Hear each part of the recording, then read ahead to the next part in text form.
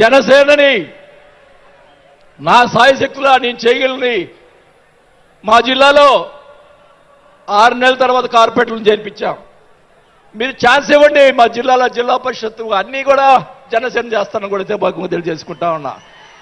మాకు ఇవ్వండి ఛాన్స్. నన్ను ఆపద్దు. నాకు జరిగిన అన్యాయం మళ్ళా ఒకరోజు మీటింగ్లో చెప్తా. ఒకరోజు చెప్తే సరిపోదు, ఎందుకంటే టైం లేదు కాబట్టి. నాకు అన్యాయం జరిగిందని చెప్తా. జగన్మోహన్ రెడ్డి గారు చేసినటువంటి అన్యాయాలని చెప్తా. నాకు జరిగినటువంటి అన్యాయాలు నేను ఒకటే చెప్తా ఉన్నాను సార్. మీకు కూడా దయచేసి జనసేన కార్యకర్తని చూస్తున్నాను. అన్ని నియోజకవర్గాల్లో ఎమ్మెల్యేలని చాలా మంది గెలిపించారు. కార్యకర్తల్ని జనసేన వాళ్ళని పట్టించుకోవటం లేదు. దయచేసి చంద్రబాబు నాయుడు గారు, పవన్ కళ్యాణ్ గారు ఇద్దరు కూర్చొని ఒక ప్రెస్ మీట్ పెట్టి ఎమ్మెల్యేలందరికీ ఫిరాయించండి. జనసేన కార్యకర్తలు కూడా మీరు వాళ్ళకి రావాల్సినటువంటి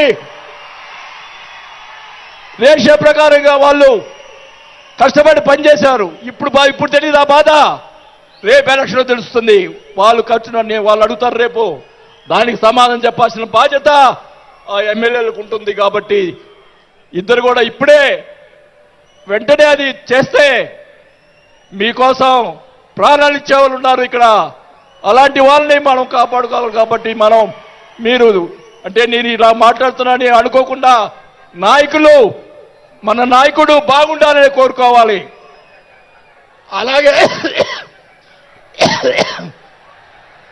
అలాగే మీరు కూడా జన సైనికులు కూడా మీరు కూడా మీ పక్కన వాళ్ళని మంచిగా చూడండి. మన పార్టీ పైకి తీసుకొచ్చేదానికి మన నాయకుడు ఇంకా ఎదిగేదాని కోసం ఇంకా కూడగొట్టుకోవాల్సిన బాధ్యత కూడా మీ మీద ఉందని కూడా ఈ సభాముఖంగా తెలియజేసుకుంటా ఉన్నాం. మన నాయకుడు మనల్ని కాపాడుతాడు. మన నాయకుడిని ఎదిగించేదాని కోసం మీరందరూ కూడా కష్టపడాలని చెప్పి కూడా కోరుకుంటూ, నా ప్రాణం ఉన్నంత వరకు నేను పవన్ కళ్యాణ్ తోటి గారితోటే ఉంటాను. నాకు పదవి వచ్చినా రాకపోయినా పర్వాలేదు, నేను పవన్ కళ్యాణ్ తోటే ఉంటాను. నేను రాజకీయంలో నాకు జరిగిన అన్యాయాలు 1 కాదు 2 కాదు. మా నాన్న ఇచ్చిన ఈరోజు ఛాలెంజ్ చేస్తున్నా పిఠాపురంలో అమ్మవారి సాక్షిగా మా నాన్న ఇచ్చిన ఆస్తిలోనే నేను సగం భాగం పైన నేను అమ్ముకున్నాను ఈ రోజు అని కూడా ఈ సభాముఖంగా తెలియజేసుకుంటా ఉన్నాం. అయినా కానీ నేను లెక్క చేయను. నాకున్నటువంటి ఇది కూడా నాకున్నటువంటి మా వియ్యంకుడికి నాకున్నటువంటి ఆస్తులు కూడా జగన్మోహన్ రెడ్డి గారు కాజేశాడని కూడా ఈ సభాముఖంగా తెలియజేసుకుంటా ఉన్నా. కాబట్టి అది త్వరగా మీరు చెప్తాను.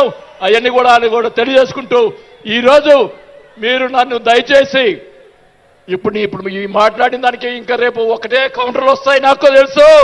ఛాలెంజ్ చేస్తున్నా. నేను ఇది కూడా ఛాలెంజ్ చేస్తున్నా. చంద్రబాబు నాయుడు గారు కూడా అడుగుతా ఉన్నా. మొత్తం మొన్న ఉన్నటువంటి ఎమ్మెల్యేలు అందరి మీద ఎంక్వైరీ, నా మీద కూడా సహా ఎంక్వైరీ చేయండి. ఎవరు అన్యాయం చేశారో, ఎవరు తప్పులు చేశారో, ఎవరు కొట్టు సంపాదించారో మొత్తం బయట పెట్టాలని కూడా ఈ సభాగా తెలియజేసుకుంటా ఉన్నా. ఈ ఉక్రోషం, ఈ బాధ నాకు తెలుసు, మా కుటుంబానికి తెలుసు. మా కుటుంబం ఎంత ఇబ్బంది పడిందో నాకు తెలుసు.